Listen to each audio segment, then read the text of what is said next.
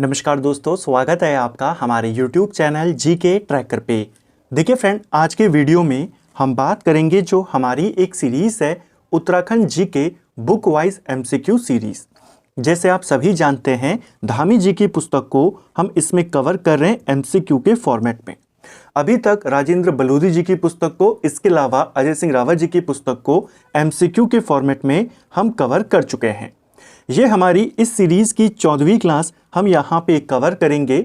चंद राजवंश के एमसीक्यूज हम देख रहे थे, राजाओं को हमने कवर किया था, उसके बाद उनके प्रशासन को देख रहे थे। आज हम चंद वंश से जुड़ी एक और वीडियो यहाँ पे कवर करेंगे जिसमें उनके इम्पोर्टेंट करों को देखेंगे। चंद राजाओं से जुड़े जो विविध सवाल हैं उनको यहाँ पर जानेंगे। अगर आपने इस सीरीज़ की प्रीवियस वीडियोज़ को नहीं देखा है तो प्लेलिस्ट में जाकर आप उनको देख सकते हैं। तो चलिए दोस्तों, आज की वीडियो को शुरू करते हैं। आज का हमारा पहला सवाल है, सूची 1 को सूची 2 से आपने सुमेलित करना है। जो खगमरा का किला है, इसका निर्माण किसने करवाया था? खगमरा का किला आपके अल्मोड़ा में है और इसे भीष्मचंद्र ने बनाया था, यानी पहले का 1 हो जाएगा। लाल मंडी का किला, ये भी अल्मोड़ा में पड़ता है, इसका निर्माण कल्याण चंद ने करवाया था, यानी कि 2। जो मल्ला महल है, यह भी अल्मोड़ा में है और इसे रुद्रचंद ने बनवाया था, यानी कि 4। और अंत में है राजबुंगा का किला, जिसे सोमचंद ने चंपावत में बनाया था, यानी चौथे का हो जाएगा 3। 1, 2, 4, 3 हमारा सही आंसर होगा। इसके अलावा और कौन कौन से इंपॉर्टेंट किले हैं, खासतौर पे कुमाऊं के, जैसे हमने कई बार देखे हैं। नेथड़ा का किला है, अल्मोड़ा में पड़ता है, गोरखा कालीन इसे माना जाता है। चंपावत में स्थित है एक हमारा सिरमोही का किला, ये भी इंपॉर्टेंट है। एक और किला है चंपावत में जिसे बाणासुर का किला कहते हैं। स्थानीय नाम उसका मारकोट का किला है और वैसे उसे बाणासुर के किले के रूप में जाना जाता है। ठीक है, अगला है हमारा, चंदकालीन पंचायती कचहरी कौन सी थी? चंदकाल की जो पंचायती कचहरी थी, इनमें इसका नाम था चारथान। ऑप्शन बी सही आंसर होगा। चंदकाल में कचहरियों में न्योवावली, बिष्टावली ये भी शामिल हैं और चारथान भी शामिल हैं। जो न्योवावली बिष्टावली होती थी, यह क्या थी अगर पूछा जाएगा तो कचहरियां थी। न्योवावली समस्त जनता के लिए, बिष्टावली सैनिक मामलों के लिए होती थी, तो ये भी कचहरियां थी। आपसे पंचायती कचहरी का नाम पूछा है, इसका नाम होता था चारथान। ऑप्शन बी इसका सही आंसर होगा। इसे पंचनवीसी के नाम से भी जाना जाता था, इसको ध्यान रखेंगे। ठीक है, निम्न कथनों पर विचार करें और सही कथन को चुनें। पहला, चंदकाल में प्रमुख भूमि कर सिरती था, जो नगद के रूप में लिया जाता था। क्या यह सही है? जो सिरती था ये नगद के रूप में लिया जाता था, क्या ये एक भूमि कर था? ये वाला आपका सही है। चंदकाल में जो सिरती होता था वह एक भूमि कर था, बहुत ही इंपॉर्टेंट टैक्स था और इसे नगद के रूप में लिया जाता था। ठीक है, नगद राशि के रूप में। इसे रकम या मामला भी कहा जाता था। क्या ये वाला सही है? सिरती कर को बारे में हमने कई बार पढ़ा है। सिरती कर जो देता था उसे सिरतान कहते थे। सिरतान कौन होते थे ये भी पूछा गया है। आप कहते हैं नगद टैक्स देने वाला। ठीक है, अब ये जो सिरती है ये भूमि कर था और यह नगद के रूप में लिया जाता था। इसी सिरती को रकम या मामला भी कहते थे। ये वाला भी आपने ध्यान रखना है, यहां पर आपके दोनों कथन बिल्कुल सही हो जाएंगे। ठीक है, अगला, चंदकाल में वह व्यक्ति जो अनाज और नगदी दोनों देता था क्या कहलाता था? जो नगद दे रहा है वो तो सिरतान कहलाएगा। जो अनाज के रूप में दे रहा है या जो अनाज दे रहा है उसे कहा जाता था बैकर। ठीक है, जो अपना जो टैक्स दे रहा है वो अनाज के रूप में दे रहा है, और जो व्यक्ति अनाज और नगदी दोनों देता था उसे खायकर कहते थे।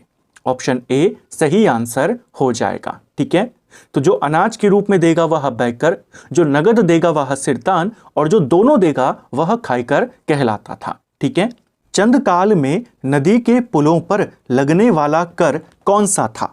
चंदकाल में नदी पुलों पर सांगा या जूलिया कर लगता था। ऑप्शन बी सही आंसर होगा। यानी नदी पुलों पर, जो नदियों के ऊपर पुल बने हुए हैं, उनका अगर आपको इस्तेमाल करना है, उनका यूज करके नदी को पार करना है, तो आपको ये वाला टैक्स देना होगा। ठीक है, जो राखिया कर था इसे रचिया कर भी कहा जाता था और इसे रक्षाबंधन के अवसर पे या जनेऊ संस्कार के अवसर पे लिया जाता था। ठीक है, और बैकर हम देख ही चुके हैं, अनाज के रूप में इसे लिया जाता था। ठीक है, निम्न में से कौन सा कर लेखक को देय कर होता था? यानी लेखकों के लिए लिया जाता था। लेखकों के लिए साउ और रतगली दोनों टैक्स लिए जाते थे। दोनों एक ही टैक्स के नाम हैं। इसे कुछ जगहों पर साउ या फिर साउली ये भी लिखा गया है। लेखकों के लिए इसे लिया जाता था जनता से। और इसके अलावा इसका एक और नाम है रतनगली या रतगली। इसको भी ध्यान रखना है। ये किस प्रकार के कर थे? लेखक को देय कर। ठीक है, लेखकों के लिए लिए जाते थे जनता से। अगला, चंदकालीन प्रमुख कर के संदर्भ में सूची को सूची 2 से मिलाना है। रतंगली कर किसके लिए लिया जाता था? रतंगली कर लेखकों के लिए लिया जाता था। पहले का हो जाएगा 1। जो कटक कर है ये सेना के लिए लिया जाता था। दूसरे का हो जाएगा 2। शियुक कर ये राजा के सेवकों के लिए लिया जाता था। जो राजा की सेवकें होते थे, सेवक सेविकाएं, उनके लिए लिया जाता था शियुक कर, यानी 3। और खेणी कपीनी यह चंद काल का एक कुली बेगार टाइप का कर था, यानी इसमें श्रम के रूप में कर लिया जाता था। इसका आंसर होगा 4। तो 1 2 3 4 आपका सही उत्तर बनेगा। ऑप्शन डी सही आंसर हो जाएगा। क्वेश्चन बन सकता है कि बताइए, आपको 4 टैक्सों के नाम दे देगा चंदकाल के और कहेगा इनमें से कुली बेगार से जुड़ा हुआ कर कौन सा है? तो खेणी कपीणी को आपने ध्यान रखना है। ठीक है, अगला, निम्न में से कौन सा युग्म सही नहीं है? पहला, गरखा नेगी पटवारी और कानूनगो के लिए लिया जाने वाला कर था। पहला आपका बिल्कुल सही है। जो गरखा नेगी टैक्स होता था, भू व्यवस्था करने वाले जो अधिकारी होते थे, मुख्य तौर पे पटवारी, कानूनगो या उस टाइप के जो अधिकारी होते थे, जैसे थोकदार हो गया, कमीन हो गया, उनके लिए ये लिया जाता था। ठीक है, भेंट यह राजा और राजवंश के राजकुमारों के लिए दिया जाने वाला नजराना था। ये भी बिल्कुल सही है। जो भेंट होती थी, राजा या राजकुमार जो होते थे, उनको दिया जाने वाला नजराना कहलाता था। खेणी कपीणी ये कुली बेगार कर था, ये भी सही है। अभी हमने ऊपर देखा, तो यहां पर आपके सभी सही हो जाएंगे। ठीक है, इसके अलावा और भी कौन कौन से कर जो इंपॉर्टेंट हैं चंद काल में प्रचलित थे। कुछ कर हमने लास्ट वीडियो में भी देखे थे। जैसे एक कर होता था घी कर। ये किस पर लिया जाता था? प्रत्येक भैंस पर लिया जाता था। भैंस मालिकों से वसूल किया जाता था। प्रत्येक भैंस पर लिया जाने वाला कर घी कर कहलाता था। ठीक है, इसके अलावा जब राज्य में आर्थिक संकट आता था, उस समय एक टैक्स मांगा जाता था आपात स्थिति में, मांगा कर। मांगा कर आपात स्थिति में भी मांगा जाता था और युद्ध के समय, क्योंकि उस समय भी स्थिति आपात होती थी, तो उस वक्त भी मांगा जाता था। ठीक है, इसके अलावा जो राजा के नर्तक नर्तकी होते थे, उनके लिए बाजनिया कर मांगा जाता था उस समय। इसको भी ध्यान रखना। ठीक है, जो कटक कर होता था, ये सेना के वेतन के लिए मांगा जाता था। सेना का वेतन इसी में से दिया जाता था। ठीक है, निम्न में से कौन सा कर चंद काल में बरसात में सड़कों की मरम्मत के लिए लिया जाता था? चंद काल में सड़कों की मरम्मत के लिए हिलियानी अधूल इस नाम का टैक्स लिया जाता था। ठीक है, ऑप्शन सी सही आंसर हो जाएगा। अगला, चंद काल में गांव के सयानों को अनाज के रूप में दिया गया दस्तूर क्या कहलाता था? जो गांव के सयाने, बूढ़े और सयाने जो होते थे, सोमचंद चंद्रवंश का संस्थापक था। उसी ने कुमाऊं के अंदर पंचायती व्यवस्था की शुरुआत करी। हर गांव में उसने बूढ़ा और सयानों की नियुक्ति करी। इन बूढ़ा और सयानों को अनाज के रूप में दस्तूर दिया जाता था गांव वालों की तरफ से, जिसे डाला कहा जाता था। ऑप्शन सी सही आंसर होगा। डाला क्या होता था? जो गांव के जो मुख्य होते थे, प्रधान हो गए, सयाने हो गए, बूढ़े हो गए, इनके लिए अनाज के रूप में जो इनको दस्तूर देते थे, उसको कहते थे। ठीक है, भेंट क्या होती थी? जो राजा और राजकुमारों को दी जाती थी। मांगा आपातकालीन स्थिति में, और भाग ये वाला पूछा जा सकता है। नदी घराटों पर जो टैक्स लगता था उसे भाग कहते थे। ठीक है, निम्न में से कौन सा कर राज परिवार के देवी देवताओं की पूजा के नाम पर लिया जाता था? चंद काल का वह टैक्स जो राज परिवार जब पूजा पाठ करता था देवी देवताओं की, तब इस टैक्स को वसूल किया जाता था। इस टैक्स को कहते थे रोलिया देवलिया कर। ऑप्शन बी सही आंसर होगा। जो जागरिया है, जागर लगाने वाले जो पुजारी ब्राह्मण होते थे, उनसे लिया जाता था। और जो मिजहारी टैक्स है, ये कामगारों से लिया जाता था। ठीक है, और नियमावली आप जानते हैं, ये कचहरी थी जो सामान्य जनता के लिए होती थी। बाजदार कर किसके लिए लिया जाता था? 2 टैक्स हैं, कई बार हमने इनको क्लियर किया है। एक है आपका बाजनिया और एक है आपका बाजदार। ठीक है। जो बाजदार टैक्स होता है ये महाजनों के लिए लिया जाता था और जो बाजनियां हैं ये राजनर्तकों के लिए लिया जाता था। कंफ्यूजन बनाने के लिए एग्जाम में दोनों आपको एक साथ दिए जा चुके हैं, तो आपने क्लियर करते हुए चलना है, बाजनियां राजनर्तकों का और बाजदार महाजनों का। ठीक है। चंदकालीन कर प्रशासन के संदर्भ में घोड़ियालों, कुकुरियालों, भुकुड़िया तथा बाजनिया जैसे कर निम्न में से किसके अंतर्गत आते थे? तो चंद काल के प्रशासन में देखिए चंदों के करों को अलग अलग कैटेगरी में बांटा जाता था। जैसे जो भूमि कर है, जैसे नगद कर, सिरती हो गया, बैकर हो गया, खाईकर हो गया, ये सब आपके भूमि कर में आ गए। जनहित के देय कर जैसे पुलों पर लगने वाला जो टैक्स हो गया, इसके अलावा सड़कों की मरम्मत के लिए जो लगने वाला टैक्स हो गया, वो जनहित के कर हो गए। इसके अलावा सरकारी कार्यालयों के लिए जो देय कर जो अधिकारियों को दिया जाता था, दस्तूर वगैरह, वो इसमें आ जाते थे। राज परिवार के लिए जो राजा के जो भी नर्तक नर्तकी हैं उनके लिए हो गए, या इसके अलावा राजा की जो पर्सनल चीजें हैं या राज परिवार की जो चीजें हैं उनके लिए जो टैक्स दिया जाता था वो राज परिवार के लिए देय कर में आता था। यहां पर पूछा है घोड़ियालों, कुकुरियालों, भुकुड़िया ये किस प्रकार के टैक्स थे? घोड़ियालों राजा के घोड़ों के लिए लिया जाता था, कुकुरियालों राजा के कुत्तों के लिए लिया जाता था। भुकुड़िया जो टैक्स होता था यह राजा के जो सहीस होते थे इनके लिए लिया जाता था। ठीक है, कुछ जगहों पे भुकड़िया या भुकरिया भी लिखा गया है। ठीक है, तो ये सब किसके लिए है? राजा की पर्सनल चीजों के लिए है। बाजनीय राजा के नर्तकों के लिए, तो ये कैसे कर हो जाएंगे? राज परिवार के लिए देय कर। निम्न में से किस चंद शासक ने रसोई दारोगा का पद निर्धारित किया था? तो हम विविध प्रश्नों को भी देखेंगे साथ में। जो रसोई दारोगा का पद था इसे त्रिमल चंद ने निर्धारित किया था। ऑप्शन सी सही आंसर होगा। हमने जब चंद राजवंश में राजाओं के एमसीक्यू को देखा तो त्रिमल चंद के बारे में जब हम पढ़ रहे थे हमने जाना कि त्रिमल चंद जिस परिस्थिति में राजा बना था इसे किसी पर भी विश्वास नहीं था। इससे पहले जो राजा बना था विजयचंद, उसकी हत्या षड्यंत्र के द्वारा होती है। कहा जाता है कि रसोई घर से ही उसकी हत्या का जो पूरा षड्यंत्र था वो रचा गया था। इसीलिए त्रिमल चंद ने रसोई के कुछ नियम बनाए और रसोई दरोगा का पद बनाया, जिस पद पर उसने जो एक विश्वासु सेनापति था चंद वंश का, नीलू कठायत, इसी के किसी वंशज को नियुक्त किया था। ठीक है, उनका नाम था कर्ण कठायत, जिनको यहां पर नियुक्त किया गया था। ये किसने किया था? त्रिमल चंद ने। त्रिमल चंद को लेकर आपने एक और सवाल याद करना है। त्रिमल चंद उन दो राजाओं में शामिल है जिनकी प्रतिमाएं जागेश्वर मंदिरों में शामिल हैं। जागेश्वर मंदिर में दो चंद राजाओं की मूर्तियां हैं, एक हमारा त्रिमल चंद है और दूसरा दीपचंद है। दोनों को ध्यान रखना है। ठीक है, निम्न कथनों पर विचार करें और सही कथन को चुनें। पहला, चंद काल में पूरा राज्य प्रशासन मंडलों में विभक्त होता था। क्या पहला सही है? चंद काल का जो प्रशासनिक विभाजन था, चंद साम्राज्य मंडलों में बटा होता था। मंडल के नीचे कई देश होते थे, देश कई सारे परगनों में बटे होते थे, परगने गरखों में बटे होते थे, गरखे या पट्टियों में बटे होते थे, और फिर हर गरखे या पट्टी में कई सारे गांव होते थे। यह था चंद काल का प्रशासनिक विभाजन।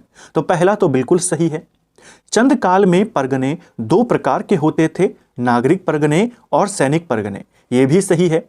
जो परगने होते थे ये दो टाइप के होते थे। नागरिक परगना जिसका मुख्य अधिकारी जो होता था उसे सीकदार कहते थे, और दूसरा होता था सैनिक परगना जिसके मुख्य अधिकारी को बख्शी कहा जाता था। ठीक है, तो यहां पर आपके दोनों सही हो जाएंगे। इसके अलावा आपसे पूछ लेगा कि ये जो परगने होते थे किस में बटे होते थे? अभी हमने देखा गरखे या पट्टी में बटे होते थे। जो पट्टियां होती थी इनके प्रशासक को क्या कहते थे? इनके प्रशासक को नेगी कहा जाता था। ठीक है, अगला, निम्न कथनों पर विचार करें और सही कथन को चुनें। पहला, सर्वप्रथम सोमचंद ने चंपावत में एक राजबुंगा नाम का किला बनवाकर स्वयं को मांडलिक राजा के रूप में स्थापित किया था। क्या यह सही है?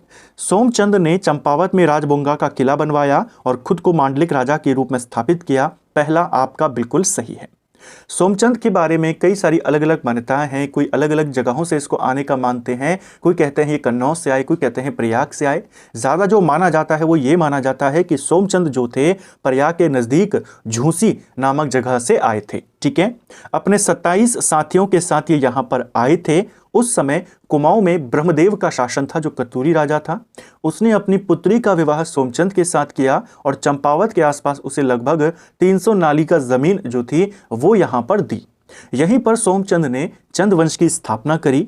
यहीं पर उसने अपने लिए राजबुंगा का किला बनवाया और अपने आप को मांडलिक राजा के रूप में स्थापित किया। राज्य को चलाने में सोमचंद के मुख्य सहायक कार्की, बोरा, तड़ागी और चौधरी ये थे। ये भी बिल्कुल सही है। सोमचंद ने राज्य को चलाने के लिए जो मुख्य उस समय की 4 प्रमुख जातियां थी, कार्की, बोरा, तड़ागी, चौधरी, इनको अपने सबसे नजदीक नियुक्त किया। राजबुंगा किला के चारों ओर इनके लिए 4 किले बनवाए। इन्हीं को 4 किलेदार या चाराल कहा जाता है। कई बार पूछा गया है कि चाराल में कौन कौन शामिल था। इन्हीं चारालों की मदद से वहां का जो स्थानीय खस राजा था, जिसे रावत राजा कहते थे, उसको सोमचंद ने हराया था। ठीक है, ये जो चाराल थे मुख्यतः ये नेपाल के थे। काली, कुमाऊं, चंपावत के 2 शक्तिशाली दल मेहर और फर्त्यालों को भी अपने अधीन कर उन्हीं को राज्य प्रशासन की जिम्मेदारी सौंपी और दोनों को समान दर्जा दिया। क्वेश्चन बना था आपसे पेपर में कि जो फर्त्याल और मेहरा थे ये क्या थे? चंदों के ये सलाहकार थे, परामर्शदाता थे। ठीक है, तो सोमचंद ने इन दोनों को भी अपने अधीन किया, इन दोनों धड़ों को, और पूरे अपने समाज को, पूरे अपने जो उस समय उसके साथ के लोग थे उनको 2 दलों में बांट दिया, मेहरा दल और फर्त्याल दल। दोनों को उसने बराबरी का दर्जा दिया। बराबरी का दर्जा ऐसे में दिया कि जो राजा होता था, जो भी चंद राजा होगा, उसे फर्त्याल धड़े का माना जाता और जो राजकुमार होता था उसे मेहर धड़े का माना जाता, ताकि दोनों का महत्व एक ही हो। ठीक है, तो राजकुमार हमेशा मेहर धड़े का माना जाता और फर्त्याल में से राजा को माना जाता। ठीक है, तो यहां पर आपके तीनों के तीनों बिल्कुल सही हो जाएंगे। आपको पूछा था कौन सा सही है? तीनों सही है। किस चंद राजा के बारे में कहा जाता है कि वह नाथ संप्रदाय का अनुयायी था और कोई भी कार्य आरंभ करने से पूर्व वह बाबा नागनाथ से मशविरा करता था? क्वेश्चन बन जाएगा, बाबा नागनाथ जो थे ये किसके समकालीन थे? तो ये थे कीर्ति चंद के समकालीन।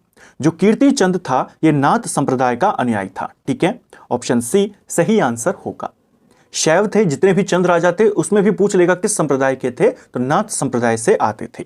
इसके अलावा पवारों में कौन सा राजा था जिसे नाथ संप्रदाय का माना जाता है? वो अजयपाल को माना जाता है। कीर्ति चंद के बारे में ही यह माना जाता है कि यह नाथ संप्रदाय का अनुयायी था और कोई भी काम करने से पहले बाबा नागनाथ से मशविरा करते थे। जो बाबा नागनाथ से उस समय ये चंपावत में राजबुंगा किला के नजदीक ही निवास करते थे। ठीक है, अगला, कीर्ति चंद की निम्न विजयों को सही काल अनुक्रम में लगाएं। क्वेश्चन बना है इसने कौन कौन से क्षेत्र जीते। हो सकता है अगली बार इनका क्रम लगाने को पूछ लिया जाए। कीर्ति चंद ने कुमाऊं का लगभग 3/4 इलाका अपने साम्राज्य में मिला लिया था, यानी इसने जीत लिया था। ठीक है, इसने सबसे पहले कौन सा क्षेत्र जीता? कीर्ति चंद ने राजा बनने के बाद सबसे पहले 12 मंडल विजय को जीता। 12 मंडल का जो इलाका था जिसमें विसौतकोट किला था, इसके अलावा खगमरा कोट, स्युंड्रा कोट, इन सबको जीतने का काम कीर्ति चंद ने किया था। ठीक है, स्युंड्रा कोट को जीता, विसौतकोट को जीता और जो खगमरा कोट वाला जो इलाका था उसको भी इसी ने जीता था। यानी पूरा 12 मंडल इसने सबसे पहले जीता। 12 मंडल क्षेत्र को जीतने के बाद इसने गागस नदी और कोसी नदी के जो बीच का इलाका है उसको जीता और उस इलाके से लगा हुआ जो कैड्रो बोरारो का इलाका है उसको भी जीतने का काम इसने यहां पर किया। तो पहले आएगा 1 और फिर आ जाएगा 2। जब उसने कैड्रो बोरारो को जीता, ऐसा कहा जाता है कि यहां पर इसकी सेना ने इतना ज्यादा उत्पात मचाया, इतना ज्यादा कत्लेआम किया कि जो आसपास के राजा थे, खास करके पाली क्षेत्र जो था जिसमें चौकोटिया क्षेत्र, भिकियासैंण क्षेत्र था, यहां के राजाओं ने खुद ही कीर्ति चंद की अधीनता को स्वीकार कर लिया।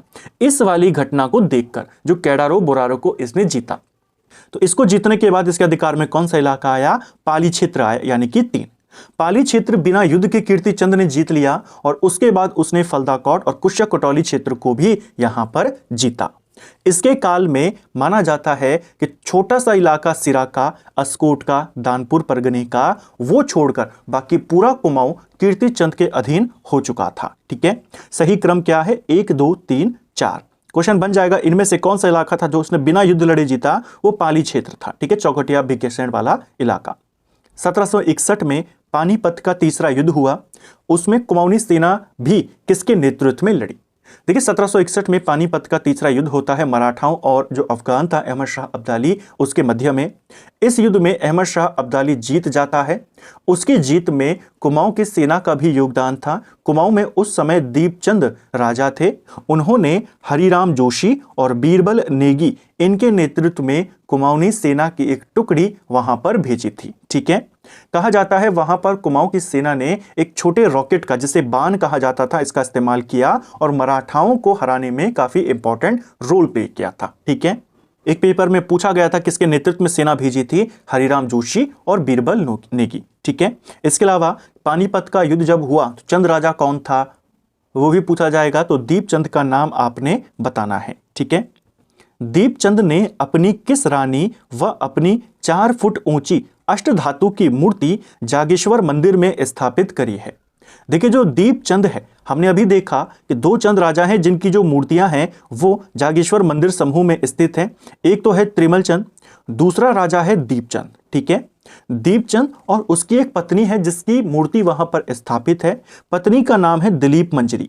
ऑप्शन बी सही आंसर होगा। जल्दबाजी में आपने श्रृंगार मंजरी पर टिक नहीं करना है। श्रृंगार मंजरी भी दीपचंद की ही पत्नी थी, लेकिन इसका मूर्ति उसने स्थापित नहीं करवाया, दिलीप मंजरी का करवाया। ठीक है, जो श्रृंगार मंजरी थी, बेसिकली जब शिवदेव जोशी की मृत्यु होती है तो शासन में काफी ज्यादा हस्तक्षेप ये करने लगती है, अपनी इच्छानुसार नियुक्तियां करती है। मोहन सिंह गुसाई को बख्शी के पद पर नियुक्त कर देती है और भी अलग अलग लोगों को महत्वपूर्ण पद पर नियुक्त कर देती है, जिसका फायदा बाद में मोहन सिंह गुसाई उठाता है और मोहनचंद के नाम से राजा बनता है। वो सारे जो काम किए वो श्रृंगार मंजरी ने किए। दीपचंद ने जो प्रतिमा स्थापित करी अपने साथ वो दिलीप मंजरी की करी है। तो इनको भी आपने ध्यान रखना है। ठीक है, तो फ्रेंड्स, ये था हमारा आज का वीडियो जिसमें हमने चंद वंश के 20 इंपॉर्टेंट सवालों को यहाँ पे देखा। इन सभी सवालों को हमने पूरी डिटेल के साथ, अतिरिक्त तथ्यों के साथ यहाँ पर कवर करने का प्रयास किया। उम्मीद करता हूँ आपको आज का वीडियो पसंद आया होगा। अगर आपको ये वीडियो पसंद आई है तो वीडियो को लाइक करें, चैनल पर नए हैं चैनल को सब्सक्राइब करें, अपने दोस्तों के साथ शेयर करें। वीडियो आपको कैसा लगा कमेंट बॉक्स में हमें ज़रूर बताएं। साथ में एक और बात, जैसे आप जानते हैं हमारी परीक्षा वाणी की थ्योरी की क्लास चल रही है, उसमें हम राज्य में कृषि, सिंचाई, उस वाले चैप्टर को भी देख रहे हैं। उसके बाद जो सबसे बड़ा चैप्टर है परीक्षा वाणी का, पर्यटन वाला, जिसमें पूरा जिला दर्शन आपको दिया गया है, उसको हमने शुरू करना है। उसके साथ साथ जो सांस्कृतिक अध्याय वाला चैप्टर है आपका, उसको भी हम साथ में ही शुरू करेंगे। और जो हमारी उत्तराखंड स्पेशल क्लासेस आ रही हैं एमसीक्यू की, वो कंटिन्यू रहेंगी और सांस्कृतिक अध्याय की डिटेल क्लासेस भी हम कवर करेंगे, ताकि जिन तथ्यों को हम एमसीक्यू के रूप में कवर कर रहे हैं, एक बार उनको सीरियल वाइज नोट्स के माध्यम से, शॉर्ट नोट्स के माध्यम से और कई सारी किताबों के मिक्सचर के माध्यम से एक प्रॉपर नोट्स हम डिटेल क्लास के माध्यम से बना सकें। तो सांस्कृतिक चैप्टर्स जो है हमारे, उसको भी शुरू करेंगे, डिटेल अध्याय के साथ उसको वहां पर पढ़ेंगे। इसके अलावा 2 इंपॉर्टेंट सीरीज हम दोबारा से यहां पे शुरू करेंगे। एक हमारी इकोनॉमिक्स की सीरीज चल रही थी, क्योंकि अभी हमारी परीक्षा वाणी की थ्योरेटिकल क्लासेस चल रही है, और फिर हम सांस्कृतिक जो तत्व हैं उत्तराखंड के, वहां से बहुत सवाल आते हैं, तो उनकी डिटेल वाली क्लास को भी शुरू करेंगे। तो अभी इकोनॉमिक्स की हमारी डिटेल क्लास नहीं आएगी, इकोनॉमिक्स की एमसीक्यू की क्लास हम यहां पे शुरू करेंगे। चैप्टर वाइज एमसीक्यू, जैसे हमने इंडियन कॉन्स्टिट्यूशन को देखा, वो हमारा कंप्लीट होने वाला है।